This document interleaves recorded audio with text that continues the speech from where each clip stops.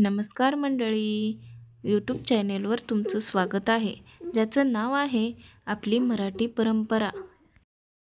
चॅनेलवर जर नवीन व्हिडिओ पाहत असाल तुम्ही तर चॅनेलला लाईक करा, शेअर करा, सबस्क्राईब करा.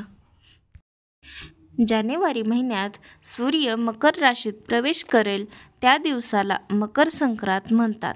यंदा संक्रांतीला कोणत्या रंगाची साडी नेसावी जाणून घ्या. देशभरात मकर संक्रांतीचा सण मोठ्या उत्साहात साजरा करण्यात येतो. या दिवशी काळ्या रंगाला अधिक महत्त्व आहे.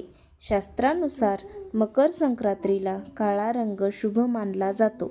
मकर संक्रांतीला देवी ज्या रंगाच्या साडीमध्ये विराजमान होते त्या रंगाची साडी संक्रांतीमध्ये नेसायची नसते. देवीने परिधान केलेल्या रंगाची साडी मकर संक्रांतीला इतरांनी नेसणे अशुभ मानलं जातं. यंदा महिला काळ्या रंगाच्या साडीसह हिरवी, लाल, गुलाबी, केशरी रंगाची साडी नेसू शकतात. जर तुम्हाला मकर संक्रांतीची ही माहिती आवडली असेल तर मेसेज करून सांगा.